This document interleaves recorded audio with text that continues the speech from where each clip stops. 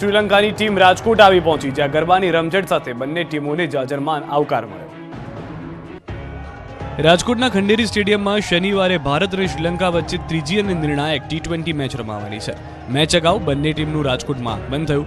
મહેમાન ગતિ માટે જાણીતી સૌરાષ્ટ્રની ધરતી પર પગ મૂકતા જ ભારતીય ટીમના ખેલાડીનું અલગ અંદાજમાં સ્વાગત કરાયું.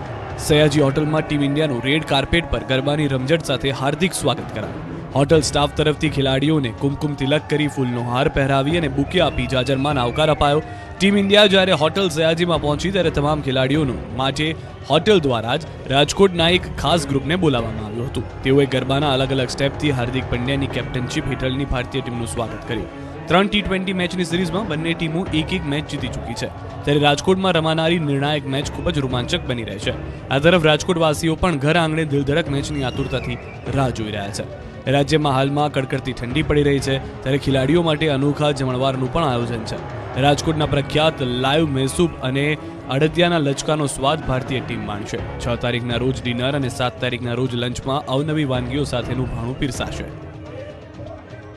સુરત ટેક્સટાઇલના વેપારીઓ ફરી મુશ્કેલીમાં મુકાયા છે. માલ રિટર્નનો રેશિયો સતત વધતા સ્થિતિ ઊભી થઈ. કોરોનાના કારણે દેશભરના અનેક ઉદ્યોગ ધંધા મંદીમાં સપડાઈ ગયા હતા, જેમાંથી વેપારીઓ આજે પણ બહાર નીકળી શક્યા નથી. ફરી એકવાર કોરોનાની સંભવિત લહેરને પગલે સુરતની ટેક્સટાઇલ માર્કેટના વેપારીઓ મુશ્કેલીમાં મુકાયા, કારણ કે અન્ય રાજ્યોમાં જે માલ મોકલવામાં આવે છે તેને વેપારીઓ દ્વારા રિટર્ન કરવાનો રેશિયો વધ્યો છે. પોંગલની સિઝનમાં પણ જેટલી કમાણીની આશા હતી, વ્યાપાર તેના કરતાં અડધો જ થયો. પહેલા જે 20 થી 25 પાર્સલ રિટર્ન આવતા, તેની સામે હવે 100 થી 150 જેટલા પાર્સલ રિટર્ન આવતા વેપારીઓ ચિંતામાં મુકાયા. અન્ય રાજ્યમાંથી જે વેપારીઓ માલ ખરીદે છે તેમની પાસેથી સુરતના વેપારીઓ જ્યારે પેમેન્ટની માંગણી કરે છે, ત્યારે વેપારીઓ પૂરતું પેમેન્ટ આપવાના બદલે માલ રિટર્ન મોકલી અડધો માલ વેચ્યો હોય તેનું પેમેન્ટ કરે છે. અડધો માલ રિટર્ન કરવા પાછળ 2 મુખ્ય કારણો જવાબદાર મનાઈ રહ્યા છે. એક, કોરોનાની સંભવિત લહેરથી વેપારીઓને ફરીવાર મંદી આવવાનો ડર, અને બીજી તરફ લગ્નસરાની સિઝન આવતી હોવા છતાં ખરીદીમાં નિરસતા.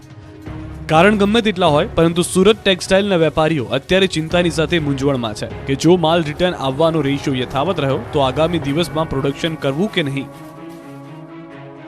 ચાઇનીઝ દોરીથી રક્ષણ આપવા વડોદરા પોલીસની ઝુંબેશ. દ્વિચક્રી વાહનો પર તાર લગાવાયા. ઉત્તરાયણનો તહેવાર નજીક આવતા પોલીસ પણ સતર્ક બની છે અને ચાઇનીઝ દોરીનું વેચાણ કરતા લોકો પર તવાઈ બોલાવાઈ રહી છે. ત્યારે વડોદરા પોલીસનો નવતર અભિગમ જોવા મળ્યો. વડોદરા પોલીસ દ્વારા રસ્તે જતા બાઇક સવારોને સુરક્ષા કવચ આપવાના કાર્યક્રમનું આયોજન કરાયું, જેમાં 2 વ્હીલર પર જતા લોકોના વાહનની આગળ મફતમાં તાર લગાવી આપવામાં આવ્યા, જેથી વાહન ચાલકોને રસ્તા પર દોરી વચ્ચે આવવાથી કોઈ નુકસાન કે ઈજા ન પહોંચે. બીજાના પતંગ કાપવા લોકો અવનવી દોરીઓનો ઉપયોગ કરતા હોય છે. વધુ પેચ કપાવવાની લાઈમાં લોકો પ્રતિબંધિત ચાઇનીઝ દોરીનો પણ ઉપયોગ કરી બીજાના જીવને જોખમમાં મૂકી દેતા હોય છે, જેને કારણે અનેક લોકોને પોતાનું જીવન ગુમાવવાનો પણ વારો આવે છે. તો વડોદરા પોલીસ ચાઇનીઝ દોરીની લેવેચ કરતા વિક્રેતાઓ સામે લાલ આંખ કરવાની સાથે સામાન્ય નાગરિકો માટે સુવિધા અને સુરક્ષા પૂરી પાડી રહ્યા છે.